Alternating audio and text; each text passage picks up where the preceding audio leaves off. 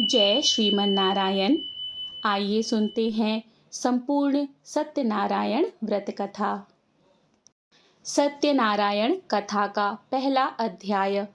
व्यास जी ने कहा, एक समय की बात है, नैमिसारण्य तीर्थ में सौनकादिक 88,000 ऋषियों ने पुराण वेत्ता श्री सूत जी से पूछा, हे सूत जी, इस कलयुग में वेद विद्या रहित मनुष्यों को प्रभु भक्ति किस प्रकार मिलेगी तथा उनका उद्धार कैसे होगा। हे मुनि श्रेष्ठ, कोई ऐसा व्रत अथवा तप कहिए जिसके करने से थोड़े ही समय में पुण्य प्राप्त हो तथा मनवांछित फल भी मिले। हमारी ऐसी प्रबल इच्छा है कि हम ऐसी कथा सुने। तब श्री सूत जी बोले, हे वैष्णवों में पूज्य, आप सभी ने प्राणियों के हित एवं कल्याण की बात पूछी है। अब मैं उस श्रेष्ठ व्रत को आप लोगों को कहूँगा जिसे श्रेष्ठ मुनि नारद जी ने श्री लक्ष्मी नारायण भगवान से पूछा था और श्री लक्ष्मी नारायण भगवान ने मुनि श्रेष्ठ नारद जी को बताया था। आप सभी श्रेष्ठगण यह कथा ध्यान से सुने। मुनि श्रेष्ठ नारद दूसरों के कल्याण हेतु सभी लोकों में घूमते हुए एक समय मृत्युलोक में आ पहुँचे। यहाँ बहुत सी योनियों में जन्मे प्रायः सभी मनुष्यों को अपने कर्म के अनुसार अनेक कष्टों से पीड़ित देखकर उन्होंने विचार किया कि किस यत्न के करने से निश्चय ही प्राणियों के कष्टों का निवारण हो सकेगा। मन में ऐसा विचार कर श्री नारद विष्णुलोक को चले गए। वहाँ श्वेत वर्ण और 4 भुजाओं वाले देवों के ईश नारायण को, जिनके हाथों में शंख, चक्र, गदा और पद्म थे तथा वरमाला पहने हुए थे, उनको देखकर उनकी स्तुति करने लगे। नारद जी ने कहा, हे भगवन, आप अत्यंत शक्तिवान हैं। मन तथा वाणी भी आपको नहीं पा सकती। आपका आदि मध्य अंत भी नहीं है। आप निर्गुण स्वरूप सृष्टि के कारण भक्तों के कष्टों को नष्ट करने वाले हो। आपको मेरा सत सत नमन है। नारद जी से इस प्रकार की प्रार्थना सुनकर विष्णु भगवान बोले, हे योगीराज, आपके मन में क्या है? आपका किस कार्य हेतु यहाँ आगमन हुआ है? निसंकोच कहें। तब मुनि श्रेष्ठ नारद मुनि ने कहा, मृत्युलोक में सब मनुष्य जो अनेक योनियों में पैदा हुए हैं, अपने अपने कर्मों द्वारा अनेक प्रकार के कष्टों के कारण दुखी हैं। हे स्वामी, यदि आप मुझ पर दया रखते हैं तो बताइए कि उन मनुष्यों के सब कष्ट थोड़े से ही प्रयत्न में किस प्रकार दूर हो सकते हैं। श्री विष्णु भगवान ने कहा, हे नारद, मनुष्यों की भलाई के लिए तुमने यह बहुत उत्तम प्रश्न किया है। जिस व्रत के करने से मनुष्य मोह से छूट जाता है, वह व्रत मैं तुमसे कहता हूँ, सुनो। अति पुण्य दान करने वाला स्वर्ग तथा मृत्युलोक दोनों में दुर्लभ एक अति उत्तम व्रत है जो आज मैं तुमसे कहता हूँ। श्री सत्यनारायण भगवान का यह व्रत विधि विधान पूर्वक संपन्न करने पर मनुष्य इस धरती पर सभी प्रकार के सुख भोग कर मरण के उपरांत मोक्ष को प्राप्त होता है। श्री विष्णु भगवान के ऐसे वचन सुनकर नारद मुनि बोले, हे भगवन, उस व्रत का विधान क्या है, फल क्या है? इससे पूर्व किसने यह व्रत किया है और किस दिन यह व्रत करना चाहिए? कृपया करके मुझे विस्तार से समझाएं। श्री विष्णु भगवान ने कहा, हे नारद, दुख, शोक एवं सभी प्रकार की व्याधियों को दूर करने वाला यह व्रत सब स्थानों पर विजय दिलाने वाला है। श्रद्धा और भक्ति के साथ किसी भी दिन मनुष्य संध्या के समय श्री सत्यनारायण भगवान की ब्राह्मणों और बंधुओं के साथ पूजा करे। भक्ति भाव से नैवेद्य केले का फल, नैवेद्य घी, शहद, शक्कर अथवा गुड़, दूध और गेहूं का आटा, सवाया लेवे। गेहूं के अभाव में साठी का चूर्ण भी ले सकते हैं। इन सभी को भक्ति भाव से भगवान श्री सत्यनारायण को अर्पण करें। बंधु बांधवों सहित ब्राह्मणों को भोजन कराए। इसके पश्चात ही स्वयं भोजन करें। रात्रि में श्री सत्यनारायण भगवान के गीत आदि का आयोजन कर श्री सत्यनारायण भगवान का स्मरण करते हुए समय व्यतीत करें। इस तरह जो मनुष्य व्रत करेंगे उनकी सभी मनोकामनाएं अवश्य पूर्ण होंगी। विशेष रूप से कलयुग में, मृत्युलोक में यही एक ऐसा उपाय है जिससे अल्प समय में और कम धन में महान पुण्य की प्राप्ति हो सकती है। इति श्री सत्यनारायण प्रथम अध्याय समाप्त। सत्यनारायण कथा का दूसरा अध्याय। सूत जी ने कहा, हे ऋषियों, जिन्होंने प्राचीन काल में इस व्रत को किया है उनका इतिहास मैं आप सबसे कहता हूँ, ध्यान से सुने। अति सुंदर काशीपुर नगरी में एक अति निर्धन ब्राह्मण वास करता था। वह भूख और प्यास से बेचैन होकर हर समय दुखी रहता था। ब्राह्मणों से प्रेम करने वाले श्री विष्णु भगवान ने उसको दुखी देखकर एक दिन बूढ़े ब्राह्मण का वेश धर ब्राह्मण के पास जाकर बड़े आदर से पूछा, हे ब्राह्मण, तुम हर समय ही दुखी होकर पृथ्वी पर क्यों घूमते हो? हे श्रेष्ठ ब्राह्मण, अपनी व्यथा मुझसे कहो, मैं सुनना चाहता हूँ। कष्टों से घिरे उस ब्राह्मण ने कहा, मैं निर्धन ब्राह्मण हूँ, भिक्षा के लिए पृथ्वी पर मारा मारा फिरता हूँ। हे भगवान, यदि आप इससे मुक्ति पाने का कोई उपाय जानते हो तो कृपा करके मुझसे बताएं। बूढ़े ब्राह्मण का स्वरूप धारण किए हुए श्री विष्णु भगवान तब बोले, हे ब्राह्मण, श्री सत्यनारायण भगवान मनोवांछित फल देने वाले हैं, इसीलिए तुम उनका विधि पूर्वक पूजन करो, जिसके करने से मनुष्य सब दुखों से मुक्त हो जाता है। दरिद्र ब्राह्मण को व्रत का संपूर्ण विधान बतलाकर बूढ़े ब्राह्मण का रूप धरे श्री सत्यनारायण भगवान अंतर्ध्यान हो गए। बूढ़े ब्राह्मण ने जिस व्रत को बतलाया है मैं उसको अवश्य विधि विधान सहित करूँगा, ऐसा निश्चय कर वह दरिद्र ब्राह्मण घर चला गया। परंतु उस रात ब्राह्मण को नींद नहीं आई। अगले दिन वह जल्दी उठा और श्री सत्यनारायण भगवान का व्रत करने का निश्चय कर भिक्षा मांगने के लिए चल दिया।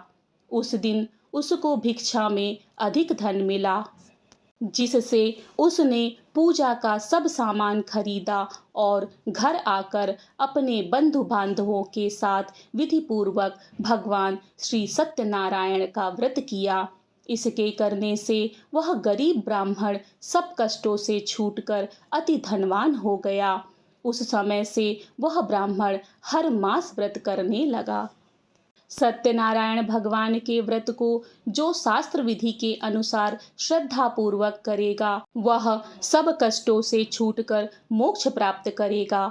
जो भी मनुष्य श्री सत्यनारायण भगवान का व्रत करेगा वह सब कष्टों से छूट जाएगा। इस तरह नारद जी ने सत्यनारायण भगवान का कहा हुआ यह व्रत मैंने तुमसे कहा। हे श्रेष्ठ ब्राह्मणों, अब आपको और क्या सुनना है मुझसे कहें। तब ऋषियों ने कहा, हे मुनीश्वर, संसार में इस विप्र से सुनकर किस किस ने इस व्रत को किया हम सब सुनना चाहते हैं। मुनियों से ऐसा सुनकर श्री सूत जी ने कहा, हे मुनिगण, जिस जिस प्राणी ने इस व्रत को किया है उन सब की कथा सुनो। एक समय की बात है, वह धनी ब्राह्मण बंधु बांधवों के साथ शास्त्र विधि के अनुसार अपने घर पर श्री सत्यनारायण भगवान का व्रत कर रहा था। उसी समय एक लकड़ी बेचने वाला बूढ़ा व्यक्ति वहां आया। उसने सिर पर रखा लकड़ियों का गट्ठर बाहर रख दिया और ब्राह्मण के मकान में चला गया। प्यास से बेचैन लकड़हारे ने विप्र को व्रत करते देखा। वह प्यास को भूल गया। उसने विप्र का अभिनंदन किया और पूछा, हे ब्राह्मण, आप यह किसका पूजन कर रहे हैं? इस व्रत को करने से क्या फल मिलता है? कृपा कर मुझसे कहें। तब उस ब्राह्मण ने कहा, सब इच्छाओं को पूर्ण करने वाला यह श्री सत्यनारायण भगवान का व्रत है। इनकी ही कृपा से मेरे यहाँ धन एवं ऐश्वर्य का आगमन हुआ है। ब्राह्मण से इस व्रत के बारे में जानकर वह लकड़हारा अत्यंत प्रसन्न हुआ। भगवान का चरणामृत लेकर और भोजन करने के पश्चात वह अपने घर को चला गया। अगले दिन लकड़हारे ने अपने मन में संकल्प लिया कि आज गांव में लकड़ी बेचने से जो धन मिलेगा उसी से भगवान सत्यनारायण का यह श्रेष्ठ व्रत करूंगा। मन में ऐसा विचार कर वह लकड़हारा लकड़ियों का गट्ठर अपने सिर पर रखकर जिस नगरी में धनवान लोग रहते थे ऐसे सुंदर नगर में गया। उस दिन उसे उन लकड़ियों का दाम पहले दिनों से चौगुना मिला। तब वह बूढ़ा लकड़हारा बहुत प्रसन्न होकर पके केले, शक्कर, शहद, घी, दूध, दही और गेहूं का चूर्ण आदि इत्यादि श्री सत्यनारायण भगवान के व्रत की सभी सामग्री लेकर अपने घर आया। फिर उसने अपने बंधु बांधवों को बुलाकर विधि विधान के साथ भगवान का पूजन एवं व्रत किया। उस व्रत के प्रभाव से वह बूढ़ा लकड़हारा धन दान से युक्त हुआ और संसार के समस्त सुख भोग कर बैकुंठ को चला गया। इति श्री सत्यनारायण द्वितीय अध्याय। सत्यनारायण कथा का तीसरा अध्याय। श्री सूत जी बोले, हे श्रेष्ठ मुनियों, अब मैं आगे एक कथा कहता हूँ। प्राचीन काल में उल्कामुख नामक एक महान ज्ञानी राजा था। वह जितेंद्रिय और सत्यवक्ता था। प्रतिदिन मंदिरों में जाता तथा गरीबों को धन देकर उनके दुख दूर करता था। उसकी पत्नी कमल के समान सुंदर मुख वाली और सती साध्वी थी। एक दिन भद्रशिला नदी के तट पर वे दोनों विधि विधान सहित श्री सत्यनारायण भगवान का व्रत कर रहे थे। उस समय वहाँ साधु नामक एक वैश्य आया। उसके पास व्यापार के लिए बहुत सा धन था। वह वैश्य नाव को नदी किनारे पर ठहरा कर राजा के पास आया। राजा को व्रत करते हुए देखकर उसने विनम्रतापूर्वक पूछा, हे राजन, आप यह क्या कर रहे हैं? मेरी सुनने की इच्छा है, कृपया आप यह मुझसे भी कहिए। महाराज उल्कामुख ने कहा, हे साधु वैश्य, मैं अपने बंधु बांधवों के साथ पुत्र की प्राप्ति के लिए श्री सत्यनारायण भगवान का व्रत एवं पूजन कर रहा हूँ। राजा के वचन सुनकर साधु नामक वैश्य ने आदर से कहा, हे राजन, मुझे भी इसका संपूर्ण विधि विधान बताएं। मैं भी आपके कहे अनुसार इस व्रत को करूँगा। मेरी भी कोई संतान नहीं है। मुझे विश्वास है इस उत्तम व्रत को करने से अवश्य मुझे भी संतान की प्राप्ति होगी। राजा से व्रत के सब विधान सुन व्यापार से निवृत्त हो वह वैश्य सुखपूर्वक अपने घर आया। उसने अपनी पत्नी को संतान देने वाले उस व्रत के विषय में सुनाया और प्रण किया कि जब मेरे संतान होगी तब मैं इस व्रत को करूँगा। वैश्य ने यह वचन अपनी पत्नी लीलावती से भी कहे। एक दिन उसकी पत्नी लीलावती श्री सत्यनारायण भगवान की कृपा से गर्भवती हुई। 10वें महीने में उसने एक अति सुंदर कन्या को जन्म दिया। दिनों दिन वह कन्या इस तरह बढ़ने लगी जैसे शुक्ल पक्ष का चंद्रमा बढ़ता है। कन्या का नाम उन्होंने रखा कलावती। तब लीलावती ने मीठे शब्दों में अपने पति को याद दिलाया कि आपने जो भगवान का व्रत करने का संकल्प किया था अब आप उसे पूरा कीजिए। साधु वैश्य ने कहा, हे प्रिय, मैं कलावती के विवाह पर इस व्रत को करूँगा। इस प्रकार अपनी पत्नी को आश्वासन देकर वह व्यापार करने विदेश चला गया। लौटने पर साधु ने जब नगरी में सखियों के साथ अपनी वयस्क होती पुत्री को खेलते देखा तो उसे उसके विवाह की चिंता हुई।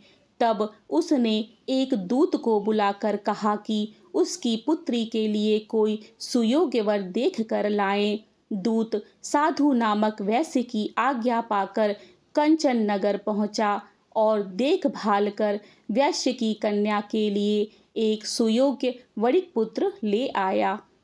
उस सुयोग्य लड़के के साथ साधु नामक वैश्य ने अपने बंधु बांधवों के सहित प्रसन्नचित्त होकर अपनी पुत्री का विवाह कर दिया। दुर्भाग्य से वह विवाह के समय भी श्री सत्यनारायण भगवान का व्रत करना भूल गया। इस पर श्री सत्यनारायण भगवान अत्यंत क्रोधित हो गए। उन्होंने वैश्य को श्राप दिया कि तुम्हें दारुण दुख प्राप्त होगा और फिर अपने कार्य में कुशल वह वैश्य अपने दामाद सहित रत्नसारपुर नगर में गया। रत्नसारपुर पर चंद्रकेतु नामक राजा राज्य करता था। दोनों ससुर जमाई चंद्रकेतु राजा के उस नगर में व्यापार करने लगे। एक दिन भगवान सत्यनारायण की माया से प्रेरित होकर एक चोर राजा चंद्रकेतु का धन चुराकर भाग रहा था। राजा के दूतों को अपने पीछे तेजी से आते देखकर चोर ने घबराकर राजा के धन को वैश्य की नाव में छुपाकर रख दिया जहां वे ससुर जमाई ठहरे हुए थे और भाग गया। जब दूतों ने उस वैश्य के पास राजा के धन को रखा देखा तो उन्होंने उन ससुर दामाद को ही चोर समझा। वे उन ससुर दामाद दोनों को बांध कर ले आए और राजा के समीप जाकर बोले, आपका धन चुराने वाले ये दो चोर हम पकड़ लाए हैं, देखकर आज्ञा दें। तब राजा ने बिना उस वैश्य की बातें सुने उसे कारागार में डालने की आज्ञा दे दी। इस प्रकार राजा की आज्ञा से उनको कारावास में डाल दिया गया तथा उनका सारा धन भी छीन लिया गया। सत्यनारायण भगवान के श्राप के कारण उस वैश्य की पत्नी लीलावती और पुत्री कलावती भी घर पर दुखी रहने लगी। उनका सारा धन चोर चुरा कर ले गए। मानसिक व शारीरिक पीड़ा तथा भूख प्यास से अति दुखी हो भोजन की आस में कलावती एक ब्राह्मण के घर पर गई। उसने ब्राह्मण को श्री सत्यनारायण भगवान का व्रत करते देखा। उसने कथा सुनी और श्रद्धापूर्वक प्रसाद ग्रहण कर रात को घर आई। माता ने कलावती से पूछा, तू अब तक कहाँ रही? मैं तेरे लिए बहुत चिंतित थी। माता के शब्द सुन कलावती बोली, हे माता, मैं एक ब्राह्मण के घर श्री सत्यनारायण भगवान का व्रत होते देखा और मेरी भी उस उत्तम व्रत को करने की इच्छा है। कलावती के वचन सुनकर लीलावती ने सत्यनारायण भगवान के पूजन की तैयारी की। उसने बंधुओं सहित श्री सत्यनारायण भगवान का पूजन व व्रत किया और वर मांगा कि मेरे पति और दामाद शीघ्र ही घर लौट आए। साथ ही विनती की कि हे प्रभु, अगर हमसे कोई भूल हुई हो तो हम सबका अपराध क्षमा करो। श्री सत्यनारायण भगवान इस व्रत से प्रसन्न हो गए। उन्होंने राजा चंद्रकेतु को स्वप्न में दर्शन देकर कहा, हे राजन, जिन दोनों वैश्यों को तुमने बंदी बना रखा है वे निर्दोष हैं। उन्हें प्रातः ही छोड़ दो। उनका धन जो तुमने अधिग्रहित किया है लौटा दो, अन्यथा मैं तुम्हारा राज्य, धन, पुत्र आदि सब नष्ट कर दूंगा। राजा से ऐसे वचन कहकर भगवान अंतर्ध्यान हो गए। प्रातःकाल राजा चंद्रकेतु ने दरबार में सबको अपना स्वप्न सुनाया और सैनिकों को आज्ञा दी कि दोनों वैश्यों को कैद से मुक्त कर दरबार में ले आए। दोनों ने आते ही राजा को प्रणाम किया। राजा ने कोमल वचनों में कहा, हे महानुभावों, तुम्हें अज्ञानतावश ऐसा कठिन दुख प्राप्त हुआ।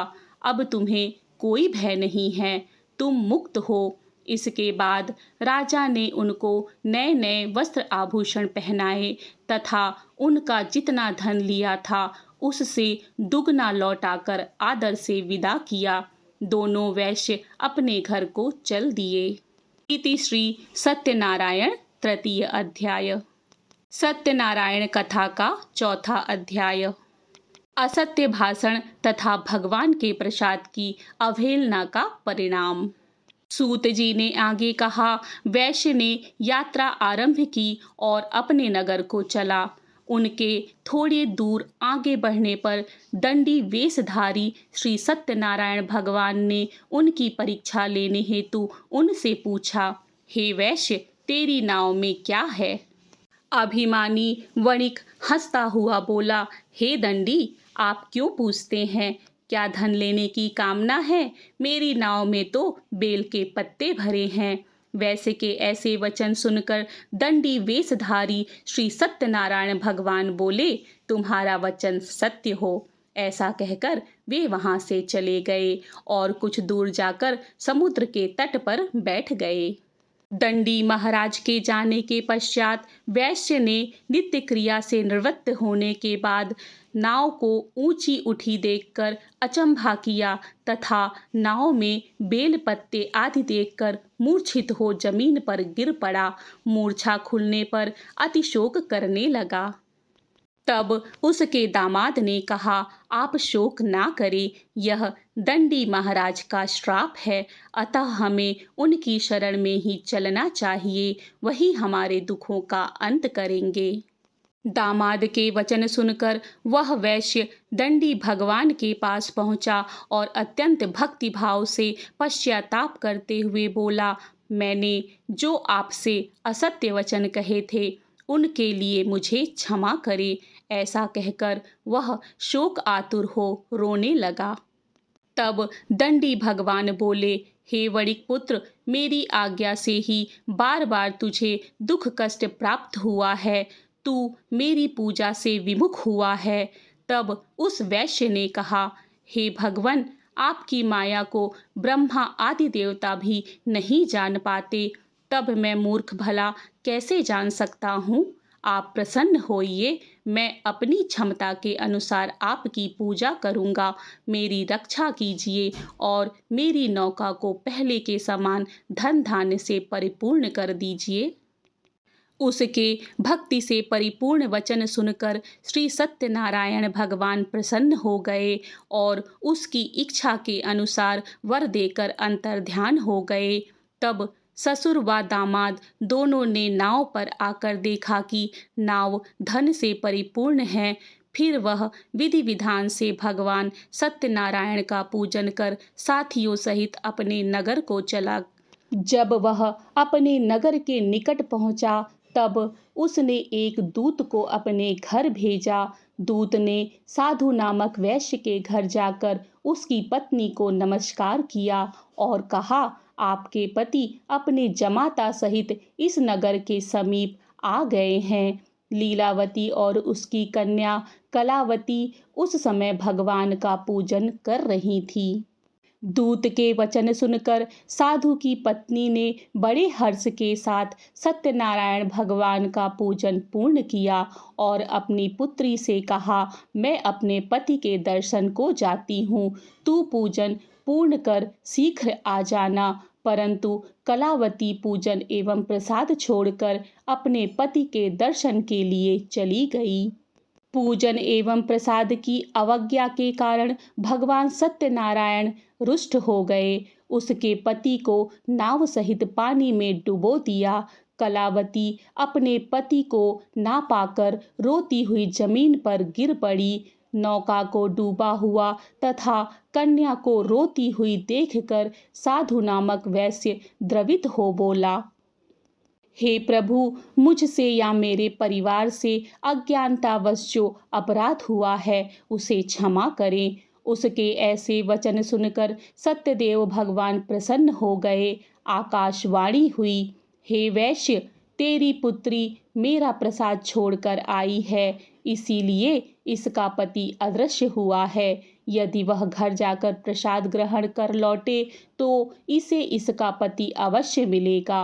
आकाशवाणी सुनकर कलावती ने घर पहुंचकर प्रसाद ग्रहण किया और फिर आकर अपने पति को पूर्व रूप में पाकर वह अति प्रसन्न हुई तथा उसने अपने पति के दर्शन किए।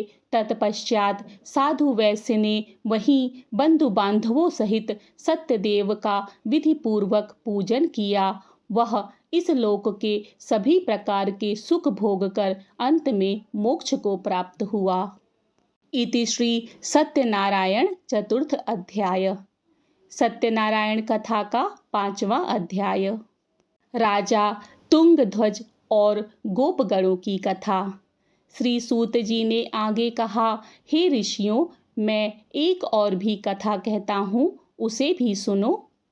प्रजापालन में लीन तुंगध्वज नामक एक राजा था। उसने भगवान सत्यदेव का प्रसाद त्याग कर बहुत दुख पाया। एक समय राजा वन में वन्य पशुओं को मारकर वड़ के वृक्ष के नीचे आया। वहां उसने ग्वालों को भक्ति भाव से बंधु बांधवों सहित श्री सत्यनारायण का पूजन करते देखा, परंतु राजा देखकर भी अभिमानवश ना तो वहां गया और ना ही सत्यदेव भगवान को नमस्कार ही किया।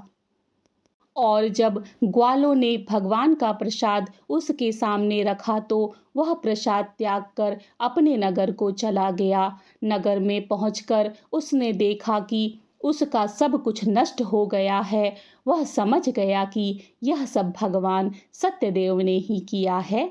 तब वह उसी स्थान पर वापस आया और ग्वालों के समीप गया और विधि पूर्वक पूजन कर प्रसाद खाया तो सत्यनारायण की कृपा से सब कुछ पहले जैसे ही हो गया और दीर्घ काल तक सुख भोग कर मरने पर स्वर्गलोक को चला गया।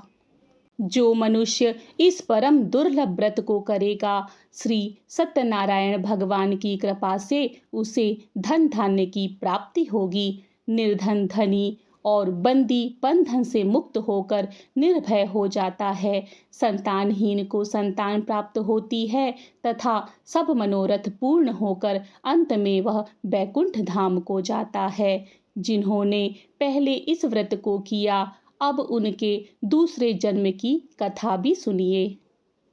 सतानंद नामक ब्राह्मण ने सुदामा के रूप में जन्म लेकर श्री कृष्ण की भक्ति कर मोक्ष प्राप्त किया। उल्कामुख नाम के महाराज राजा दशरथ बने और श्री रंगनाथ का पूजन कर बैकुंठ को प्राप्त हुए। साधु नाम के वैश्य ने धर्मात्मा व सत्य प्रतिज्ञ राजा मूरध्वज बनकर अपनी देह को आरे से चीर कर दान करके मोक्ष को प्राप्त हुआ। महाराज तुंगध्वज स्वयंभू मनु हुए। उन्होंने बहुत से लोगों को भगवान की भक्ति में लीन कर मोक्ष प्राप्त किया। लकड़हारा भील अगले जन्म में गुह नामक निषाद राजा हुआ, जिसने भगवान राम के चरणों की सेवा कर मोक्ष प्राप्त किया। इस प्रकार श्री सत्यनारायण भगवान कथा के सभी अध्याय पूर्ण हुए। इति श्री सत्यनारायण व्रत कथा। घर में भगवान सत्यनारायण व्रत कथा के पाठ के लिए किसी भी मास की पूर्णिमा तिथि उत्तम है, जिससे वह शीघ्र फलदायी होता है। इसके साथ ही गुरुवार का दिन भी भगवान विष्णु को समर्पित है। माना जाता है कि इसीलिए यह दिन कथा के लिए उत्तम होता है। इसके अतिरिक्त किसी भी शुभ कार्य या अवसर पर किसी भी दिन श्री सत्यनारायण कथा का आयोजन किया जा सकता है। इसी तरह सत्यनारायण कथा पूर्ण होती है। इसी तरह की पौराणिक कथा कहानी तथा धार्मिक जानकारी के लिए मेरे चैनल को सब्सक्राइब करें। मिलते हैं अगली धार्मिक जानकारी के साथ। जय श्री कृष्ण। राधे राधे।